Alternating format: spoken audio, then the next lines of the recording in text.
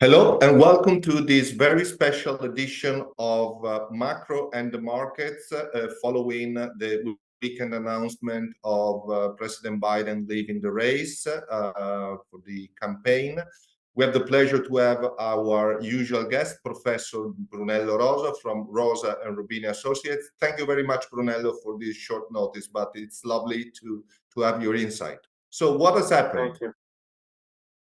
Well, it happened what was considered to be a possibility for the last few weeks, which was Biden dropping out of the race. He was receiving massive pressure from his party allies, most lately Schumer, Pelosi, even Obama himself suggested he should drop the race after the disastrous debate that he had with Trump, and also after the attempted assassination of Trump and the Republican convention that have effectively signed, first of all, that Trump will be the nominee, official nominee of the Republican Party, but also the Republican Party showed a great deal of unity. So considering that most Democrats believe that Trump represented a threat to the US democracy, they definitely need to put in place the best possible candidate to stop Trump. Instead, all the campaign was about Biden's fallacies and the latest episodes in which he might have forgotten something, this and that. So that wasn't a good campaign. So he decided eventually to resign. Thank you. Now, one of the key question is, I listened last night to some endorsement. For instance, the Clinton endorsed Vice President Kamala Harris, but the Obamas didn't endorse Kamala Harris, or they were not so clear in endorsing her. Yeah, let's put it that way.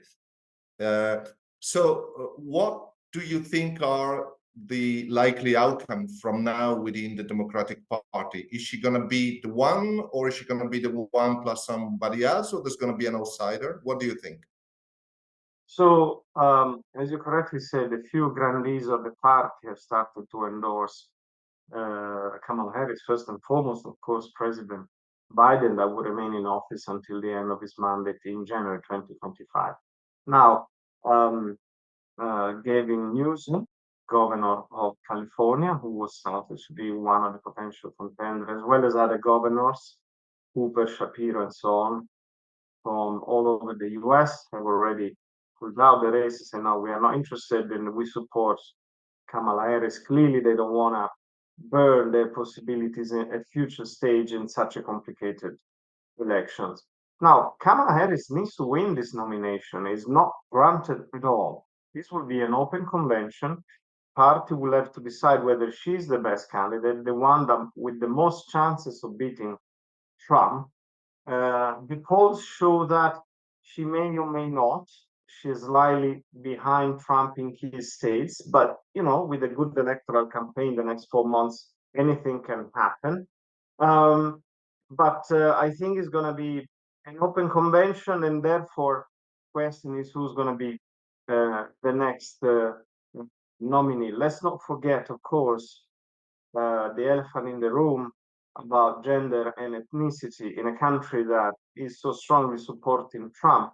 Having the first woman and black as president is not such a given. So the Democratic Party will have to address that issue as well. Okay. And the final question, and then obviously we'll dedicate more time with more information. Does this reopen the race regardless of the outcome? Because it looked like, up until a few days ago, it was a Trump victory. Does this really reopen the race? Of course, we don't know. We don't have all the information now, so that clearly depends. Given the short time available also to campaign. Well, the point is, it was a slightly or relatively open race until the debate. After the debate, it took a very unfavorable turn for the Democrats. Then there was the attempted assassination, and that seemed to steer the election very much in favor of Trump. So the Democrats really needed to pull out something new in order to reopen the game. And I think this will reopen the game, assuming that they are able to choose candidate that is really a contender, somebody that can really point to the danger that Trump represents for the US democracy, as the Democrats believe, in a credible manner. And so, whether Kamala Harris or somebody else, if that's the case, having somebody finally a bit younger, of a newer generation, is definitely a good thing, gives a sense of perspective to the country, and therefore the race, I think, is wide open.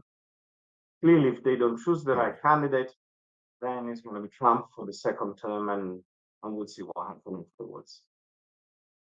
Great. So we thank you again very much, Professor Brunello Rosa and his shop, Geopolitical and Macro Shop, Rosa Roubini Associates. That's all from Mercury Partners Academy of Macro and the Markets Special Edition. Thank you for the short notice, your availability, and I'll see you soon in London, Brunello. All the best. No problem. Thank you very much. Have a good rest of your day.